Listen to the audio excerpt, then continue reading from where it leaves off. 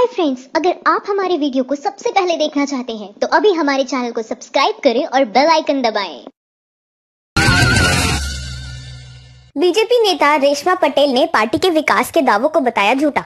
कहा, भाजपा विनाश की राजनीति करती है। भारतीय जनता पार्टी भले ही विकास की बड़ी बड़ी बातें करती है, लेकिन उनके इन वादों को उनके ही पार्टी के नेता झूठ बताते हुए नजर आ रहे हैं।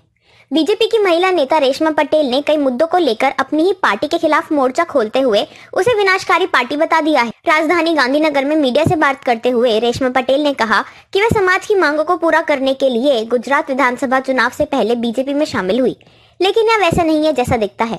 उन्होंने कहा कि बीजेपी बातें तो विकास की करती है, लेकिन राजनीति विनाश की कर रही है। रेशमा ने अपनी ही पार्टी पर आरोप लगाते हुए कहा कि बीजेपी झूठ, भ्रम की राजनीति, महिला, किसान, दलित हर वर्ग का शोषण कर रही है। बीजेपी जनता की आवाज को दबाने का प्रयास कर रही है। बीजेपी की महिला नेता ने सूबे के विजय रूपाणी सरकार पर वादा खिलाफी का आरोप लगाते हुए कहा कि गत विधानसभा चुनाव से पहले सरकार ने पाटीदार समाज व उनसे जो वादे किए थे वो अब तक पूरे नहीं किए हैं। कोबारा पोस्ट का बड़ा खुलासा। बीजेपी को चंदा देने वाली कंपनी DHFL ने किया 31,000 करोड़ का घोटाला। प्राइवेट कंपनी DHFL पर 31,000 करोड़ से ज्यादा की हेराफेरी का आरोप लगा है। बताया जा रहा है कि DHFL ने यह हेराफेरी अपनी उन 3 शेल कंपनियों के जरिए की है जिन्होंने भारतीय जनता पार्टी को तकरीबन 20 करोड़ रुपए का चंदा दिया है। इस बात का खुलासा खोजी पत्रकारिता करने वाली न्यूज वेबसाइट कोबारा पोस्ट ने 29 जनवरी को दिल्ली में एक प्रेस कॉन्फ्रेंस के जरिए किया। कोबारा पोस्ट के मुताबिक DHFL ने कई शेल कंपनियों को करोड़ों रुपए का लोन दिया और फिर वही रुपया वापस उन्हीं कंपनियों के पास आ गया जिनके मालिक DHFL के प्रमोटर हैं। DFL से जुड़ी जिन 3 शेल कंपनियों पर हेराफेरी करने का आरोप लगे हैं उनका नाम RKW डेवलपर्स, स्किल रिटेलर्स और दर्शन डेवलपर्स हैं। दावा किया जा रहा है कि इन शेल कंपनियों ने 2014 से 2017 के बीच अवैध रूप से भाजपा को लगभग 20 करोड़ रुपए का चंदा दिया।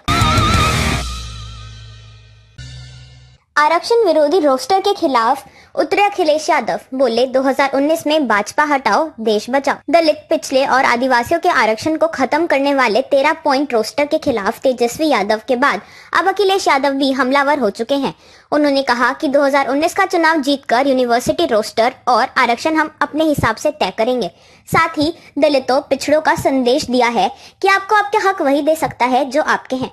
गौरतलब है कि सवर्ण आरक्षण के लिए तत्परता दिखाने वाली मोदी सरकार दलितों, पिछड़ों और आदिवासियों के आरक्षण का अधिकार छीनने वाले 13 पॉइंट रोस्टर को पुरजोर विरोध नहीं कर रही है, जिससे तमाम सामाजिक संगठन और राजनीतिक दल नाराज हैं। कांग्रेस नेता ने RSS के राष्ट्रवाद को बताया फर्जी। कहा, इन लोगों ने सिर्फ अंग्रेजों की दलाली की है। राजस्थान के दौसा से कांग्रेस विधायक मुरारीलाल मीणा ने RSS पर जोरदार हमला बोला है। उन्होंने कहा कि अंग्रेजों की दलाली करने वाली RSS कभी राष्ट्रवादी नहीं हो सकती।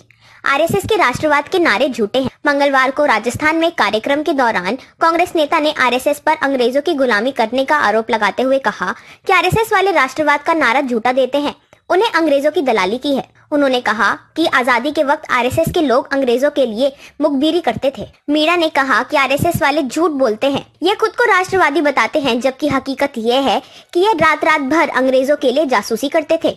बता दें कि RSS पर अंग्रेजों की दलाली करने के आरोप पहले भी लगते थे। ज्यादातर गैर बीजेपी दलों के नेता RSS पर अंग्रेजों की गुलामी करने का आरोप लगा चुके हैं। रवीश के बाद अब अनुभव सिन्हा ने उठाए सवाल। लिखा, मेरे यहाँ NDTV नहीं आ रहा है, सब ठीक है ना? डायरेक्टर अनुभव सिन्हा के घर नहीं आ रहा है NDTV। ट्वीट कर एयरटेल से पूछा, सब ठीक है ना? डायरेक्टर अनुभव सिन्हा के यहाँ NDTV नहीं आ रहा है। NDTV पर हमेशा सरकार आंखें गड़ाए बैठी रहती है। रवीश कुमार भी इसको लेकर कई दफा सोशल मीडिया पर पोस्ट कर चुके हैं कि उनका प्राइम टाइम आते ही टीवी में प्रॉब्लम शुरू हो जाती है। बहरहाल अनुभव ने ट्विटर पर लिखा, डियर @एयरटेल इंडिया, मेरे यहाँ NDTV नहीं आ रहा है, सब कुछ ठीक है ना? उनके सवाल पर एयरटेल ने जवाब देते हुए रीट्वीट किया, हाय, फिक्र मत कीजिए, कृपया हम मैसेज कर बताइए आपके टीवी स्क्रीन पर क्या एरर आ रहा है। साथ में अपनी कस्टमर ID भी लिखें ताकि हम आपको बेहतर सुविधा दे सकें। हम जल्दी ही आपको अच्छी सेवा प्रदान करेंगे, धन्यवाद। हालांकि यश भारती अवार्ड से सम्मानित अनुभव ने NDTV वाले ट्वीट में पॉलिटिकल एंगल न देते हुए सीधा अपने ऑपरेटर यानी एयरटेल से शिकायत की, लेकिन उनका यह कहना कि सब कुछ ठीक है ना, बहुत कुछ कह गया है। माइंड द न्यूज रूम की रिपोर्ट। Thank you for watching our video. अगर आपको हमारी वीडियो पसंद आई हो तो इसे लाइक जरूर करें और हमारे चैनल को सब्सक्राइब करना ना भूलें।